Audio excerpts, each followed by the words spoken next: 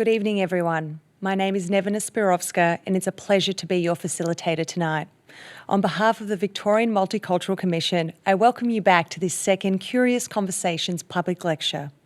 We begin by acknowledging the traditional owners on the land on which this event is taking place, the Wurundjeri people of the Kulin Nation, and pay our respects to elders past and present.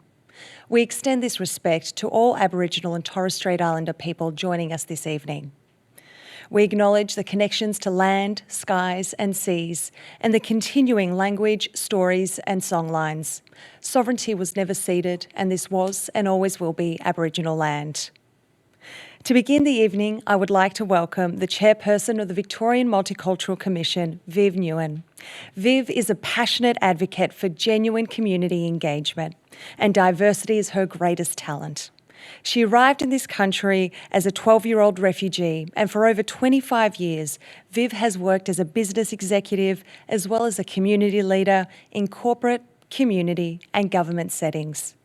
In her first year as chairperson of the Multicultural Commission, she has sought to provide a platform for communities to voice their opinions. Despite the challenges of 2020, she now hopes to partner with community to promote and inspire Victorians to continue embracing and celebrating our diversity and differences. Please join me in welcoming Viv Nguyen. Thank you, Nevena, and good evening. Thank you for opening the session. I'd also like to acknowledge and pay my respects to the traditional owners of the land on which this event is being held, the Wurundjeri people of the Kulin Nation. I pay my respects to elders past and present and celebrate the diversity of Aboriginal and Torres Strait Islander peoples and their ongoing cultures and connections to the lands and waters of Victoria. I'd also pay my respects to any Aboriginal people who are attending this event tonight. The Victorian Multicultural Commission is an independent body that connects multicultural communities with government. We collaborate and do a lot of work to ensure people from diverse backgrounds contribute to our state. We advocate for multicultural communities to government. We make sure their voice is heard, and we support government in ensuring important messages, policies, and legislative changes and their impact do indeed reach the communities. We are excited to continue the conversations from our Cultural Diversity Week last month and deliver more events like this where our community can get involved. This is the second instalment of the Curious Conversation series, which we will be running over the coming months. In these discussions, we will be asking speakers and our audience online, what does multicultural Victoria look like in 2030? Last month, we heard from an inspiring panel of young leaders. They spoke about the challenges their peers and communities are facing and the importance of turning these discussions into action. Today, we will be hearing from our local councillors who play a crucial role in shaping multicultural Victoria. Councillor Joseph, Lina and Jasmine all actively supported Victoria's multicultural communities and are committed to promoting better unity, understanding and harmony amongst all communities. I look forward to listening to the vision from the local councils, what the current and emerging issues are and what we can do to address them. It will be a captivating discussion, no doubt, tonight. Thank you, Nevena, for hosting tonight's important Curious Conversation, and thank you to everyone for tuning in tonight and everyone who can join us online. We hope you will all get involved in the conversation and share with us your own visions for what Victoria looks like in 2030. Thank you. Thank you very much, Viv. Your words remind us of the importance of diversity in our communities and the role that we can all play to realise this. Before we hear from our guests tonight, we'd also like to invite all of our Facebook viewers to join the conversation. If you have a question for our panel or panellist, make sure you write it in our Q&A and get involved. So what will multicultural Victoria look like in the future? To understand this in the context of local government, we are honoured to be joined by three panellists this evening. Joseph Hawil is the Mayor of Hume City Council. He served his first term in 2016 when he was the youngest male mayor elected. He was then re-elected in 2020. Joseph has been particularly active in supporting the settlement, integration and empowerment of new and emerging communities to reach their full potential, and is passionate about representation of people from culturally diverse backgrounds in elected office and decision-making. Mayor Lina Messina has lived in the northern suburbs her whole life. Lina is passionate about what makes Darebin a great place to live, its diversity, its neighbourhoods, its history. Her family came to Preston from Sicily in 1963 and has worked in the car manufacturing and clothing industries. A councillor since 2016, Lina was elected mayor in 2020 on a platform of supporting businesses and people doing it tough. Deputy Mayor Jasmine Nguyen is a progressive Vietnamese Australian woman who was raised in Melbourne's northwestern suburbs. In addition to working at the NBN, Jasmine is currently the Deputy Mayor of the Brimbank City Council. As Brimbank's youngest councillor, Jasmine is passionate about empowering young people and helping the most disadvantaged members of her community. Joseph, the city of Hume, located on Wurundjeri and Woiwurrung land, is a growing urban fringe municipality which takes in the area from Sunbury to Broadmeadows. Hume residents come from 160 different countries and speak approximately 140 languages, with 2 out of every 5 residents speaking a second language at home. Joseph, can you share with us your thoughts on what a multicultural Victoria will look like in 2030, and what role does local government play in supporting that? Well, thanks very much for the opportunity to be here this evening. I think a very important point to make is the fact that having curious conversations is something that we should be doing in any discussion around multicultural affairs, in discussions that relate to the lives of people. We take great pride in Australia in talking about the fact that we are the most successful multicultural country in the world. And I take great pride in that as well. But I think sometimes that sloganeering leads to us forgetting to look in a bit deeper and have those curious conversations about things like political representation, about the full and equal participation of people from culturally diverse backgrounds in all facets of life: economic, social, political, in the business world, in education.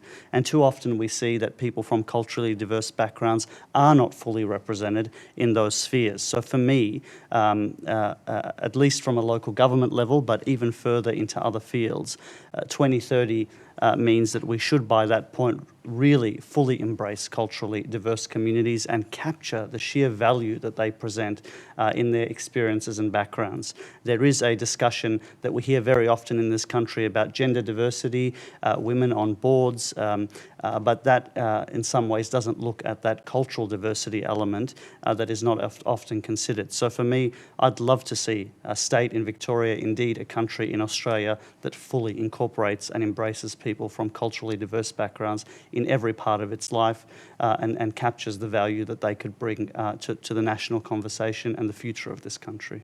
Thank you, Joseph, for sharing your vision with us and exploring why it's so important to have that representation and have councils that are fully representative of the communities they represent. Lina, the city of Darebin, located on Wurundjeri land, is a large and culturally diverse area taking in Alphington all the way out to Bundoora. It is home to people from over 153 countries who speak 148 different languages. About 1/3 were born overseas, and close to half of residents have both parents born overseas. Lina, what do you think a multicultural Victoria will look like in 2030, and how do we get there? Well, I think Joseph said it all in his 3 minutes, but I think the most important thing is that we need to celebrate what multiculturalism is, and value it as Australia's greatest asset. Embrace it, lead with it, and it needs to be led through a framework like the Western Australian government has. The Western Australian government in February 2020 introduced a framework that needs to be implemented by all government sectors to ensure, like Joseph has mentioned, where we embrace the gender equality, but we're not embracing multiculturalism as so much so. We say this is a rich multicultural nation, but where do we see it where we've got government agencies? Where do we see it when we've got frameworks that imply and value what multiculturalism is? And I think we need to look at what the WA government led by I've forgotten his name, that's really horrible, isn't it? Mark McGowan actually discusses, and I think we need to embrace that here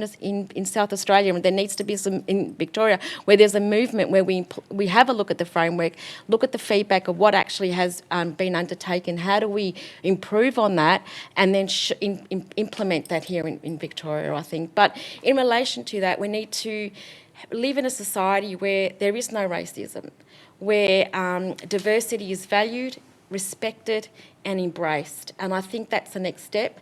And for us to find the hero in that framework, to find that hero in everyday society, we need to celebrate it a little bit more rather than sweeping it under the carpet. We have an inclusive society that's rich in diversity in terms of the cultural heritage where we come from. I think we need to ensure that we embrace all areas, but moving forward, interculturalism will be what will be celebrated, is how we look at lenses through religion, where we look at religious values, interfaiths, where we look at government policies and the lens of a diversity of thinking, and I think that needs to be embraced, and that is the movement forward. Interculturalism will be the next step once we embrace a multicultural framework, I think, here in Victoria. Thank you so much, Lina, and thank you for naming when we don't have respect for our multicultural community and diversity, the byproduct of that is racism, and these conversations really help to explore that, and I look forward to chatting with you further. Thank you. Jasmine, the city of Brimbank is the second largest municipality in Melbourne, located in the western region, also on Wurundjeri land, taking in areas from Albion to Taylors Lakes. Its cultural diversity is reflected with 43% of residents being born overseas, with people coming from over 160 different nations. Jasmine, what's your vision for a multicultural Victoria in 2030, and what change has to happen for this vision to be realised? Yeah, first of all, on behalf of Brimbank City Council, I would like to acknowledge the traditional owners of the land, the Wurundjeri people, and traditional owners past and present. Yeah, thanks for inviting me. Also, I'd like to add that nearly 2/3 of our residents speak a language other than English at home. That's amazing. When I grew up in Brimbank, diversity is there. But when I looked at representation in terms of politics, media, I can't see it. All right. So hopefully by 2030, the next generation of young, diverse people from different backgrounds are going to be represented. Because I think it's one thing to consult people, but it's another thing to actually give them a spot at the table. And it's about empowering others to speak and step up. And it was so funny. I was on a train the other day, and we're just going into work, and then this ladies said, "Oh, excuse me, bloody Asian," not to me, but to a passenger on the train. And hopefully by 2030, we don't have to have these instances anymore. It's interesting that there's such a big focus on gender equality, which I totally for, 50-50. Let's go for it. But we need to figure out intersectionality as well. Right? There's so much more to a person than their gender. You got to think about the different layers that they have to navigate through in life, in their career, in all different realms. And also, I think we need to be a lot more welcoming, especially in terms of in terms of local government taking in our refugees, giving them the resources and the community to feel safe, and I guess just prosper. Yeah, and if we don't have these support networks in place, they're going to fall at a disadvantage. And we, historically, we see that people who tend to be disadvantaged from low socioeconomic areas tend to be people from cold backgrounds, and that's something that we need to address. There's just so much that needs to be done in 10 years. Yeah. We've all got a lot of work to do, and we're all very busy people, but I think one thing that we are in furious agreement about in 2030, our vision is for no racism in our communities. Jasmine, we can stay with you. I would love to hear about how your cultural background has been of benefit to you in your role of local government, especially as being part of the next generation of people who are truly representative of the communities they advocate and come from.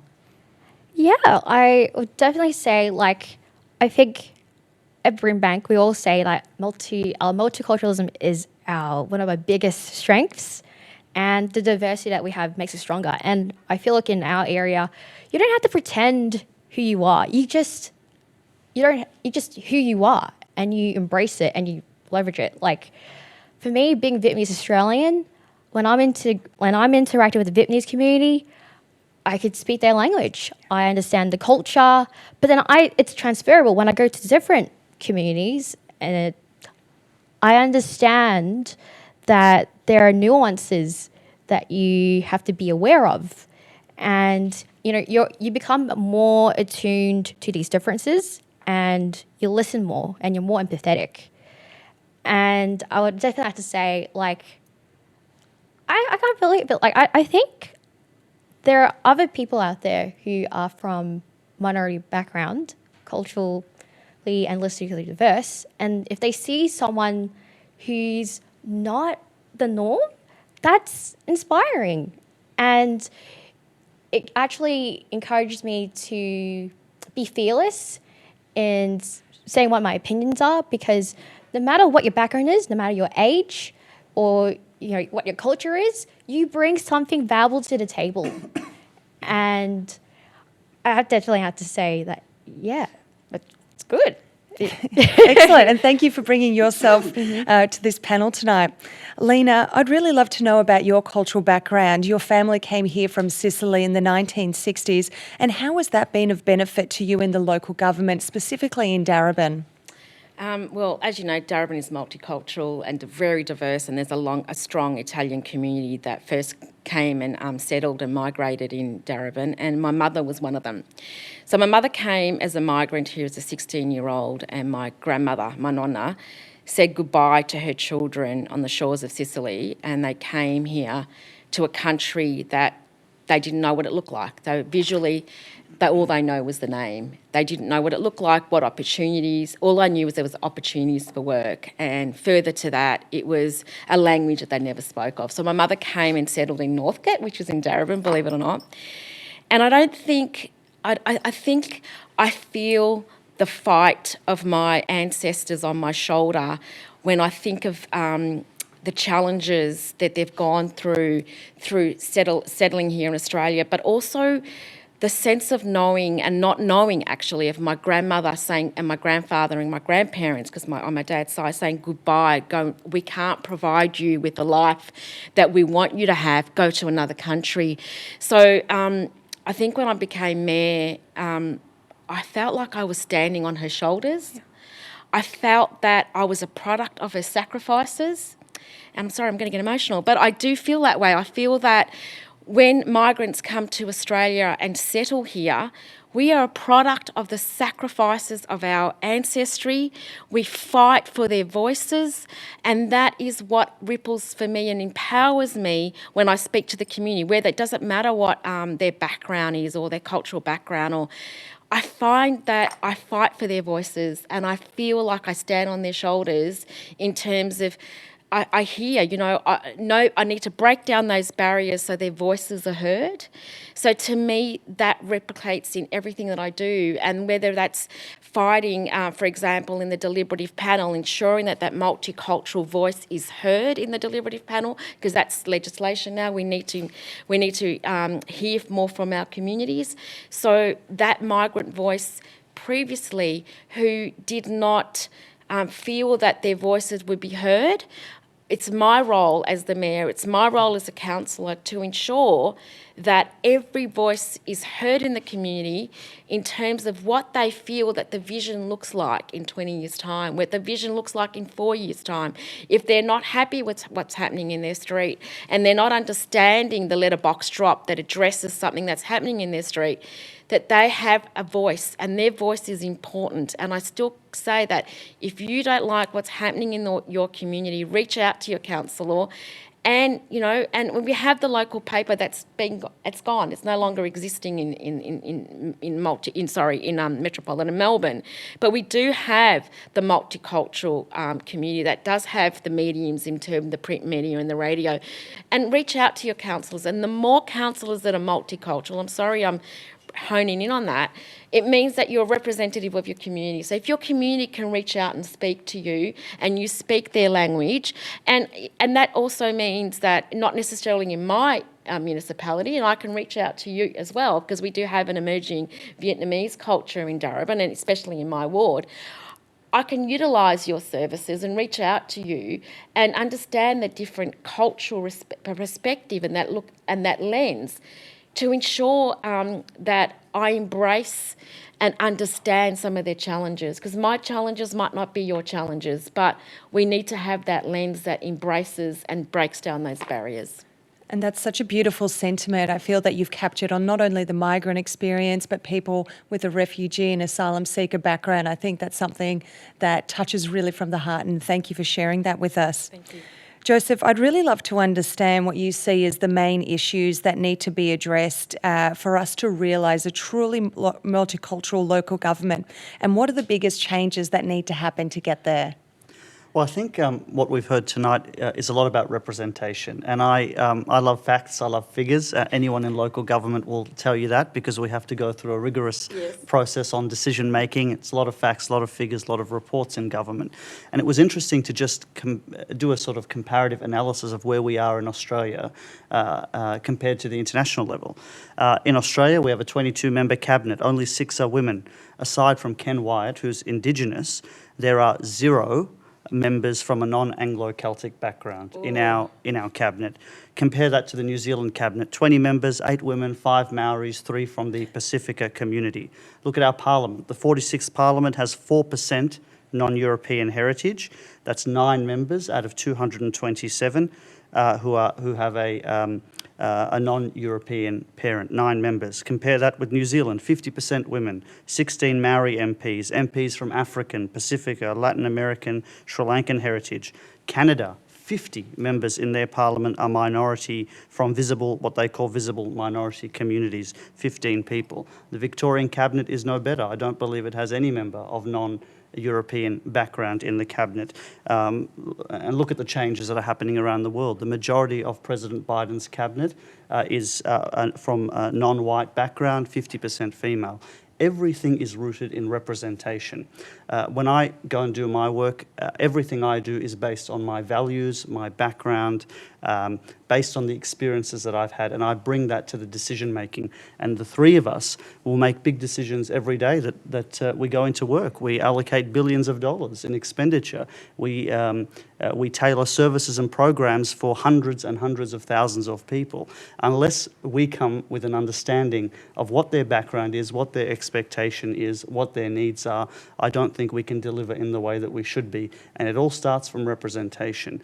I think at this time, 2021 and heading towards 2030, it's unacceptable that for some reason Australia, unlike the United States, unlike New Zealand, unlike Canada, unlike the United Kingdom, it's sort of these countries that are so closely linked together culturally and historically, we, compared to all of them, seem to have fallen behind. And so for me, that element around representation is absolutely critical. And how do we change that on a local government level to encourage more people from their communities to get involved? A number of ways. I would say 90% of anything is showing up. We have to get people from culturally diverse backgrounds into opportunities where they can build their skills and capabilities. And that all starts at the grassroots level. Very often, and I'm sure my colleagues will agree, for someone from a culturally diverse background, it can be very intimidating, very difficult to get involved in a setting where you're not comfortable. That's training programs, that's opportunities. But I think at a political level, we also have to change the way we structure, the way we do politics. That day and age of going to a branch meeting at a pub or at a bar at 7 p.m. at night, where we expect people to have a president, a secretary, a treasurer. You sign your membership, you attend, you've got that 10-minute slot to make your contribution on what your views are, and you go home, is a model that doesn't work for multicultural communities. It is insensitive. It is inappropriate for culturally diverse communities to go and have their meeting where they share their ideas in a pub. Did we ever consider that? And yet that is the structure of our political system today, where it comes to branches in various political parties. So that's one thing. The other thing, as I said, is getting people involved. I come from a council which is incredibly culturally diverse, and 150 people from 150 countries. We are the largest intake municipality in Melbourne for refugees, and yet our council has not been culturally diverse for many years, has not reflected its own community. And so for me, I think the easiest, it's very difficult to become a member of parliament, very difficult to become a minister, very difficult to become someone at a very senior level, but it's about getting people through the door, and we start at local government and then go from there. That's wonderful. Jasmine, building on some of the sentiments that Joseph has expressed here, what initiatives or commitments can local governments commit to in order to build a local government that is more welcoming of its community?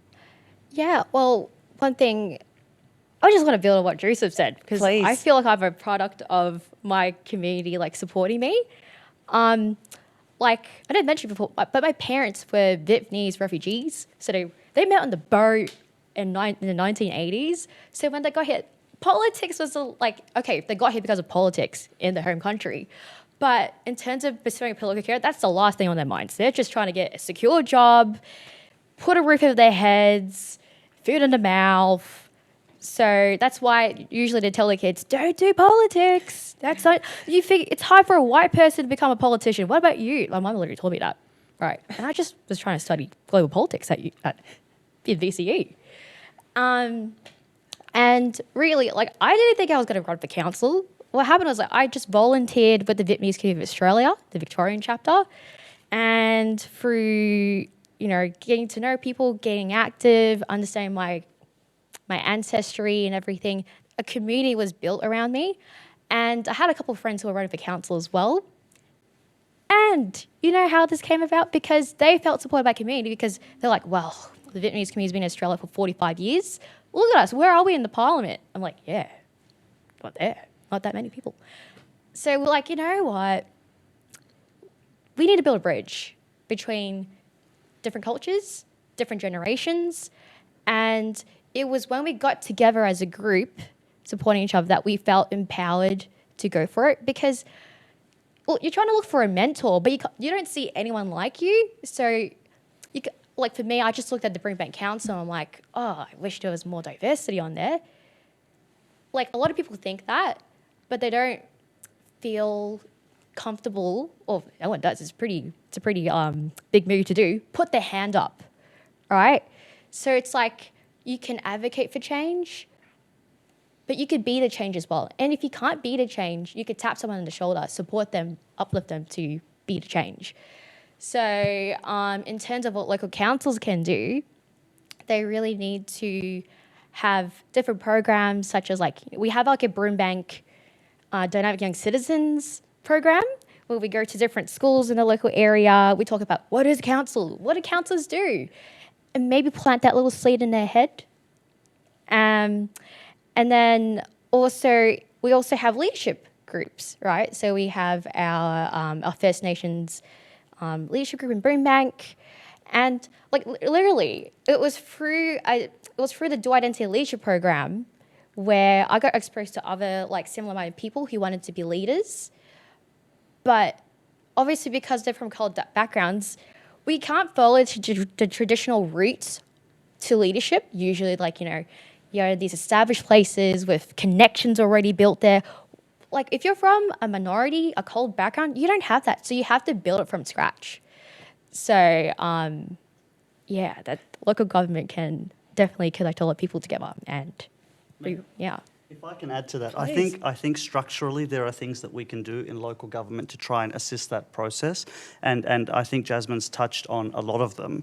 I remember saying to councillors and council staff, why don't we introduce a loading in employment practices for people who speak a language other than English? Why is that such a controversial and radical idea that someone in a municipality like mine who speaks Assyrian or Arabic or Turkish or Punjabi, the main communities, is given a 10% loading in their employment application? It saves money for council, it improves the experience of the resident or ratepayer and the customer who comes in to use our services, and it respects their dignity and their needs as a person of that background. Another idea was creating an internship program where you give people who may not be the best students, who may be from a refugee background, but with skills in engineering or in architecture or in whatever field they choose, an opportunity to actually come into council, work in a government setting, gain the experience, and then go out there into the community and into the wider business world and apply for jobs.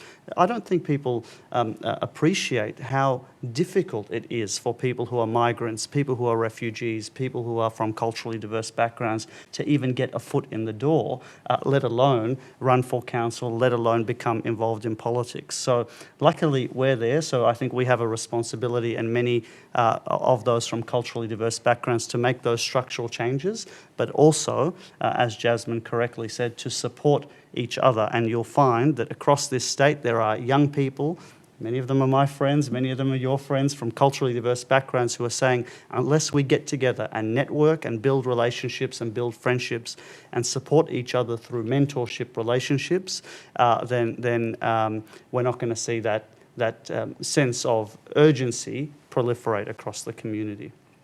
You're tuning in to a curious conversation with three councillors as we explore what a multicultural Victoria will look like on a local government level.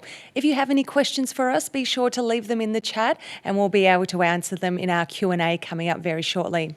Lina, Joseph has just touched on some really interesting initiatives that have come about in his council. You work in a council that has a changing demographic and profile, and also one that has citizens who are over 1 in 5 being over the age of 60. Could you explore and tell us a little bit more about some of the initiatives that have worked in Darebin to address the needs of multicultural citizens, especially those who are older people? Absolutely. In Daruban, we're in the process of building an intercultural centre. So it's a sacred place where our multicultural community can share views and be formulated in terms of inspire each other through workshops. That's in the process of being built. That is going to be situated at the front of Darebin Council. So it is first and foremost in the front of our chambers, in front of our building, so therefore it's welcoming. We've also signed up to Welcoming Cities, which is a program that embraces refugees in our municipality. In relation to that, we also got the Darebin Ethnic Community Council. So we've got an advisory committee that provides us insight into what's happening through our multicultural community. We also had the Daruban Aboriginal Advisory Committee. And when we talk about multiculturalism, we forget that our First Nations, our Indigenous Aboriginal Torres Strait Islander, form a huge part of that. Darebin has 3% of our First Nations people that make up our municipality. We have one of the highest percentages in Victoria, and we need to embrace truth-telling, and I know the government's working through the treaty, so we need to include our Aboriginal Torres Strait Islander people when we talk about this framework in terms of multiculturalism. We've also got, we also have a close association with the Wurundjeri Council. So every policy that we do now, we set through to our advisory committees in terms of our interfaith. We have the Interfaith Council as well. We have the Darebin Aboriginal Advisory Committee. We also have the DEC, and we also have multicultural councillors. So we have councillors. Our council makeup is 1 Maltese, 1 Indian, 2 Italians, and the rest from an English-speaking background. So we do fight for the multicultural voices at Darebin. We also have recognised that our deliberative panel did not reflect our multiculturalism in terms of the ones that only have English, that don't have English as their first language. So with the deliberative panel, we included 10 additional panel members because we felt that that multicultural lens, especially for our largest community in terms of over 50 is the Greek community, the Italian community and the Macedonian community. So we needed their voices to be heard. So we made policy changes to ensure that they came along the journey to see what their vision was going to look like in 2030. In relation to that also, our services reflect our community. So our aged care services, and Darebin is still in that space. Aged care friendly Darebin was announced last year. We haven't said no to aged care services. We're one of the few that has not turned its back on aged care services. It is a changing space, but we recognise that our multicultural ageing migrant community needs those services, and we will continue to undertake those services. So that's the message that we deliver to our multicultural community. We're still providing services, we're still including programs and that multicultural lens. I know that the council plan moving forward includes many lenses when it comes to multiculturalism. I know one of the plans moving forward is that in September, October, Darebin's going to celebrate a whole day of multiculturalism out at Edwards Park Lake. We are building the lake up with a boathouse. We're going to celebrate multiculturalism. It's going to be embraced. It's going to cut down those barriers, and we're going to celebrate it in Darebin. And I look forward to cutting that ribbon to explore that. But of course, that also includes the arts and the culture. So when we talk about multiculturalism, what about the diverse areas that, music, storytelling, when it comes to even artistic value, they are the stories and the mediums that we need to celebrate to enrich our lives. And looking through a different lens brings a different insight into my world and also a different insight into their world. And once we embrace that, and we do that at a local government level, and again, I go back to the Western Australian framework that embraces multiculturalism and ensures that we heighten the level of people that are employed at different government agencies to ensure that we celebrate it and elevate it. So once we do that, that ripple effect will take place. But until we do that, we will still be at the status quo, unfortunately. Thank you so much, Lina. And as we move into our Q&A, we've got a question from one of our viewers. And Jasmine, starting with you, what are each of your councils doing to encourage and support diversity within your leadership team? Whoa, okay. Yeah, I'm sure we got a lot. So are you talking about our leadership team within the council? Yeah, within the council. Yeah, I suppose I know that we have someone working on trying to employ more young people in our council. Because I guess local government, you tend to have a lot of experts, seniors, with a lot of knowledge. They've built it up over the years. But in terms of letting young people, you need experience to get experience, right? So you got to get them open the door somehow. So we're looking into a program for that, which could include internships. In terms of employing people from diverse backgrounds, it depends on which areas, right? If it's in the art space, I'm pretty sure there's criteria that we have to ensure different stories and experiences are told. Well, to be honest, we have a female CEO and one director that's female, but they're all, that's gender diversity. But I'm trying to think about multicultural background. You also mentioned a lot of the community engagement you're doing, going out to schools and setting the example that this is a very real pathway that young people from the community can take. Yeah, so I mentioned the Brinbank Dynamic Young Citizens program, where we go to different schools to talk about council. We have leadership programs for our First Nations people. Also, we also have another one called, I can't remember at the top of my mind at the moment, but If it comes Yeah. back to you, please let us know. Yeah. We've also opened a poll asking people how they would like to get involved, and some of the answers have included a leadership program, job opportunity to support community programs, and another has said, I would like to support the community through training programs aimed at promoting volunteering as a means to socialise and upskill. Joseph, does your council run any programs like this? Oh, we have a wide range of programs that cover pretty much everything that's been mentioned. There are opportunities for volunteering across the organisation, across the sector. Plug for the Hume Volunteer Gateway. Anyone watching online could go and register their interest and look for opportunities in the community. There are mentorship programs. We have a Change Makers program, which is looking to bring people on board now. Some of the issues, though, that I often face is the lack of awareness in the community about the opportunities that are available to them and the accessibility of those programs in their sort of standard, archaic, historical models to members from culturally diverse backgrounds. Try and put yourself in someone's position as a refugee from a new and emerging community who probably doesn't speak English very well but wants to make a difference. How do you go to a community program that's run and engaged? Are you comfortable? Are you confident to walk into a room with a bunch of people that you don't know and whose language you don't speak as fluently as you would like to? And very often the answer is no, and that becomes an inhibitor to those community members getting involved and taking the next step. So I think our role as decision makers, as public policy makers as well, is to ensure that those programs, the design of those programs is inclusive. Something that I'm very passionate about is council programs not waiting on people to come to us, but us going into communities, going into places of worship, all multicultural communities in whatever setting they're comfortable, and being able to, in language, provide that support and get people involved. And you'll find that if you hold something at 7 p.m. at night,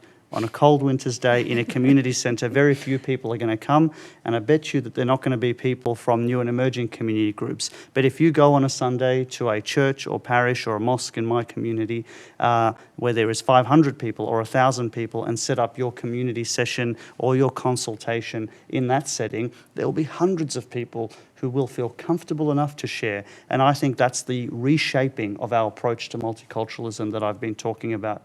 If we could achieve anything in the next few years, it's to stop trivializing multiculturalism as being about music and song and food. As important as those elements are to all of us, real multiculturalism means policy settings rather than that sort of trivial stuff that is important and that we celebrate, but we have to move away from that and change the way we do business every day. And that's certainly what I'm very interested in and trying to get others interested in as well.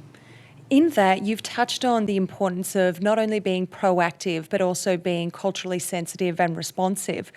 Building on that, one of our viewers has asked, will council become more vocal about the low levels of funding available for volunteer resource centres and volunteering involving organisations? Well, I mean, absolutely. More than happy to beg for money from government all the time. I think that's something we do naturally. Actually, a plug for the VMC, and something I've said to members of the VMC, commissioners, the chair, the minister, and others, is that for the first time in the COVID pandemic, we've seen just how effective direct funding of ethno-specific cultural community groups can be in this state. The value, that sheer sea of untapped potential that exists there, and I think that the minister and the commission, the department really has to be congratulated for, in some ways, reshaping the model, not handing out $2,000 and $3,000 and $4,000 grants for cultural celebration only, but trusting community to be able to really make an impact at the grassroots level. And we've seen, big amounts, big grants handed out to grassroots organisations which don't swallow up all the money in staffing costs, which don't swallow all of the money in infrastructure costs, and put almost every cent into service delivery that is culturally appropriate. And I think that's something definitely that we should be commending the Victorian government on. Yeah. And in response to the question, yes, we will continue to advocate for a continuation and broadening of that model even beyond COVID. That's such an important point that you've touched on. And Lina, we've had a very critical question come in, and would love to know about any council-led initiatives specifically addressing racism in the community that you're aware of. We're actually formulating a council plan that's going to address racism. And in order to address racism, I think you have to have the programs in place and the services and highlight and heighten our multicultural society. So it'll be embedded in our council plan in terms of how do we facilitate that through engaging more with our community, and especially when we look at racism forms. Levels are in the community, but they're also racism in all layers of the workplace. So we say no to racism. So if Darebin councils like Darebin formulate that, and it's embedded in their policies, because it's about policies, and council laws can focus on policies and strategy. In terms of operational, that is something that the CEO undertakes. So we set the policies and the agenda, and then the CEO actually facilitates that. So if we said that, and that's part of our council plan, they have KPIs in place that address how that is measured in the community moving forward. So that's how we address that. That's fantastic to hear. And Jasmine, are you aware of any initiatives tackling racism in Brimbank Council? Yeah, like I would definitely. So we set up a lot of multicultural play groups for young people. Also, we have our interfaith network. I think education is so important. Yeah, like I'm pretty sure a baby doesn't come out of the womb going, oh, like, it's ingrained through society, right? So definitely having different programs in different schools, even in your workplace, in the council, like, and also like we know it's wrong to be racist, right? But when we see it, what do? So yeah, exactly. But other people, they might not necessarily do that, just go like, oh, in their head. But it's important that we actually say something and like actually visibly stand against it.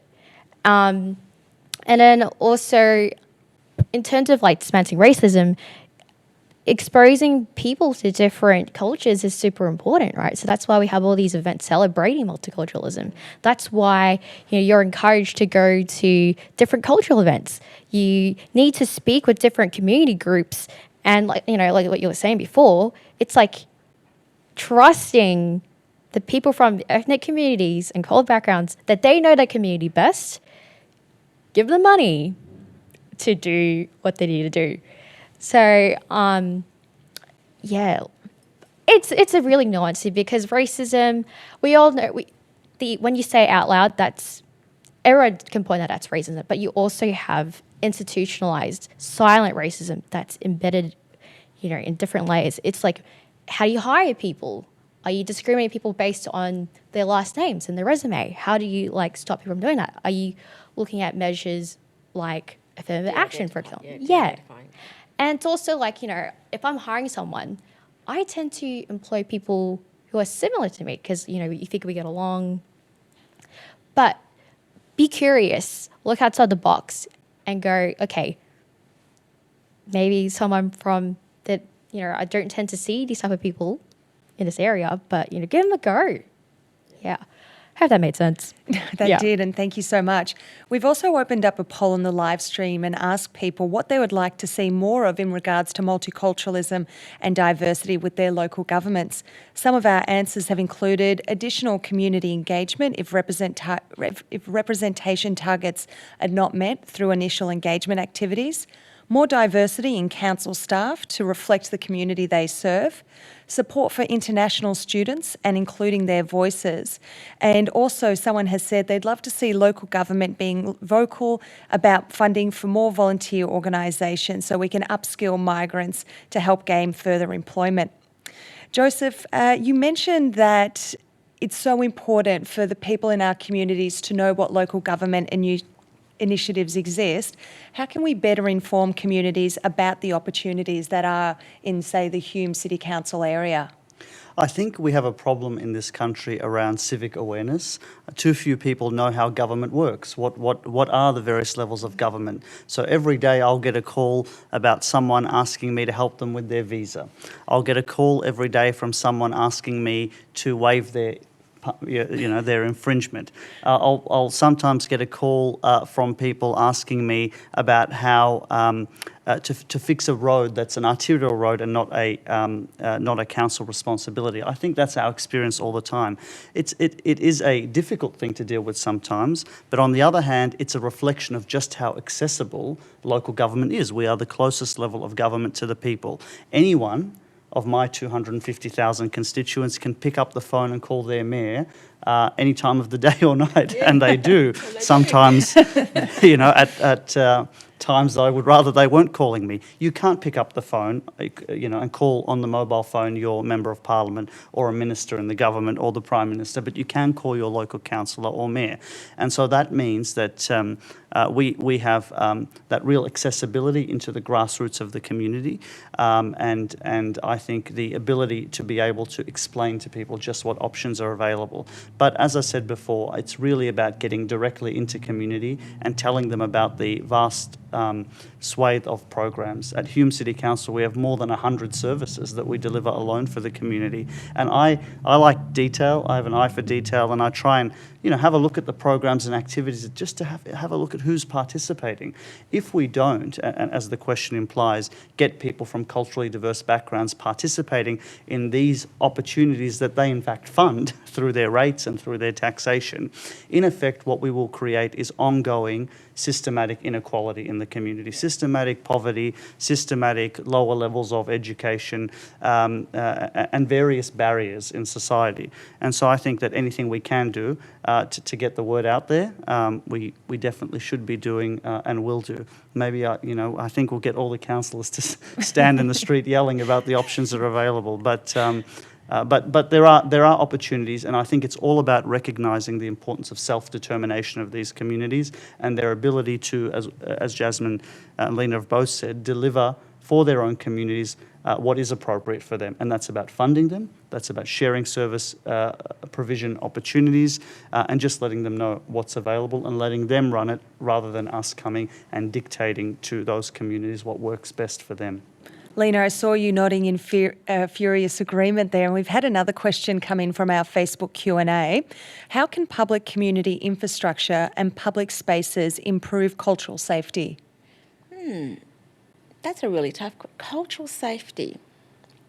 I've never come across that question in terms of somebody walking out in our community in terms of feeling that they're not safe in terms of their cultural background. Is that in relation to a framework that perhaps that addresses safety or in its entirety, where you've got a community safety framework that looks at things like what's environmentally centred in terms of lighting, in terms of litter and graffiti. That I've looked at that aspect of safety. In terms of cultural safety, let me just hone in on what the greatest asset is in my ward, and that is Preston Market. So that is the multicultural melting pot of Darebin, and if not, the north. And we did address, there is a Heart of Preston document that council has advocated for. The Preston Market is not owned by Darebin Council, it's owned by private developers. There were 2 planning applications that were submitted to council that council did not approve. We objected. It went to VCAT, and there is a process where it sits now with the planning minister and went to the VPA.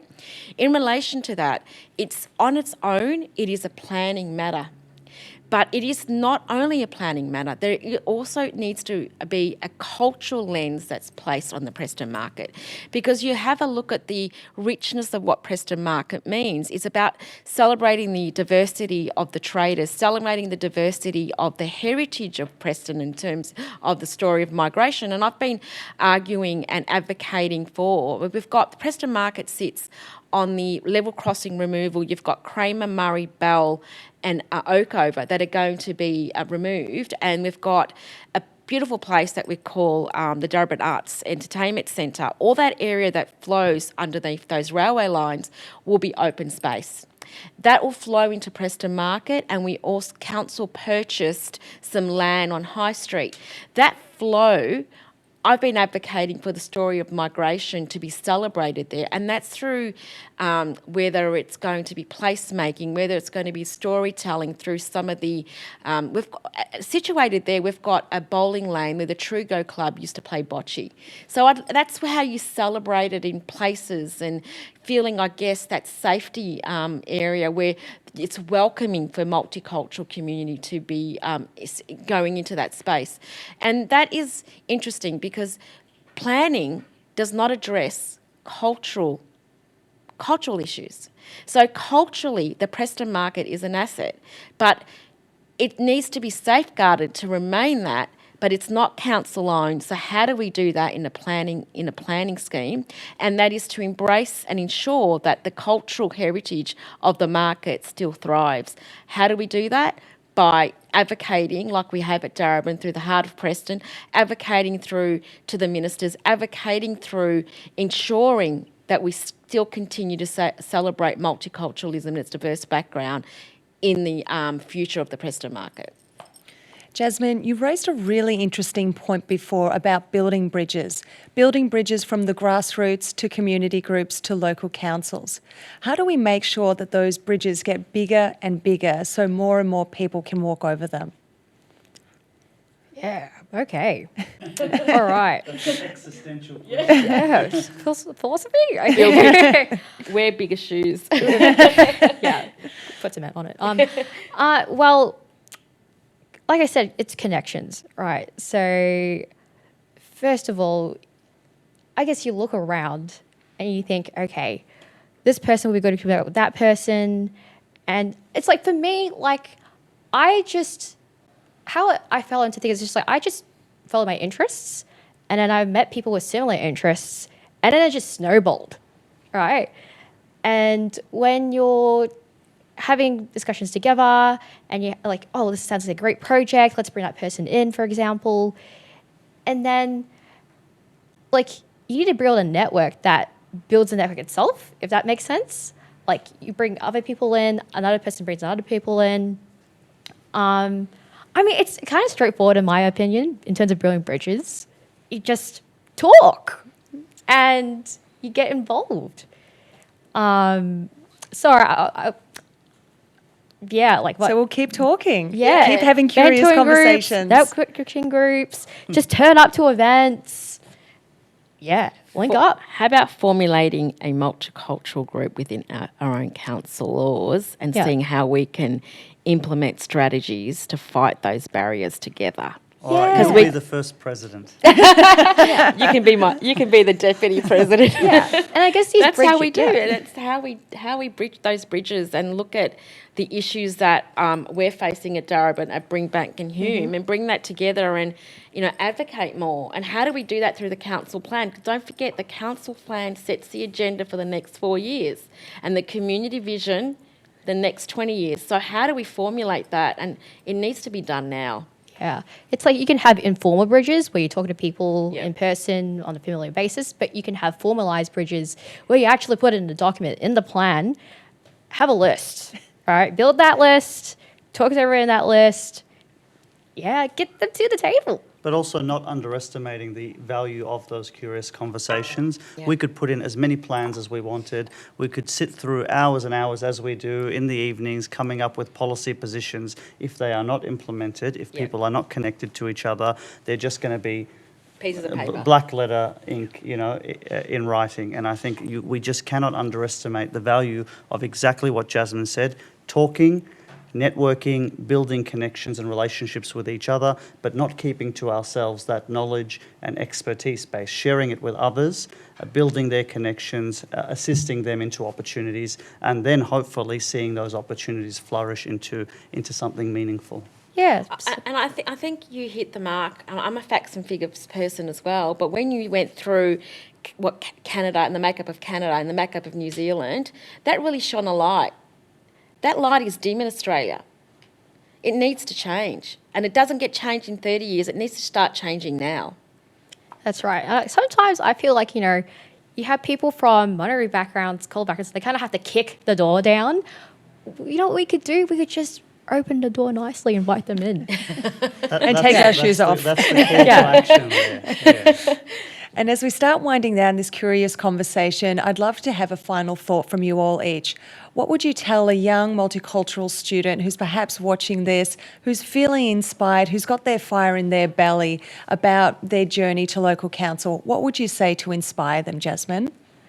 Well, speaking as a young person, a woman of colour here, I think not like you have societal pressures that you look outside, you think, oh, like, I don't see another person like me, like you. But it's society, but it's also an internal pressure on yourself. Like you put internal barriers on yourself as well, in terms of where you can do it or not. But I would definitely say, what really helped me was talking to supportive people who understands my experiences. So for me, that was, people from the Vietnamese community of Australia. Over there, I see them over there actually. Yeah. And don't be afraid to ask for help. Like if you don't say anything, people don't know. If you don't voice your aspirations, people don't know. So they can't help you build a bridge. They can't tell you, oh, there's a bridge over there that you can cross. But I would definitely just say, whoever you, as you are, you bring so much value. Even if you don't look like anybody else, that's your asset. You don't look like anybody else. You don't have the same experience as everybody else. So what you're bringing is a very unique perspective that people might have not otherwise heard. And, if you can bring that voice out there and speak for other people, that's amazing. So be encouraged by that. And I hope that thought empowers you. Thank you, Jasmine. Lina, what are your words of wisdom to any young person watching this tonight? Words of wisdom. I think if you have fire in your belly and you believe in something, don't allow a barrier, whether that barrier is your cultural heritage, whether your barrier is your gender, whether your barrier is that you don't have time. Local government, you join local government or you nominate for local government for two different things. One is because you deeply are connected to your community, you want to see change and you think you can deliver that change, or you have aspirations for other areas of politics.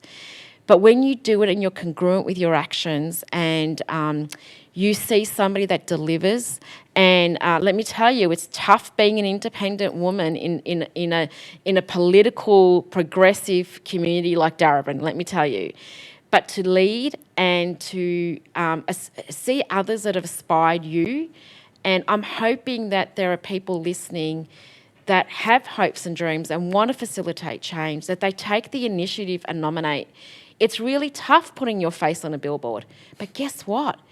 The upside of that is delivering on those actions and what the community wants fills my heart, and I know it fills everybody else's heart that also undertake this path with so much accomplishment and so much love. It fills my soul. It does fill my soul. And I know that's just like a cliche and it's like, what are you talking about? But it does. I do this for the love. And it takes up a lot of my time.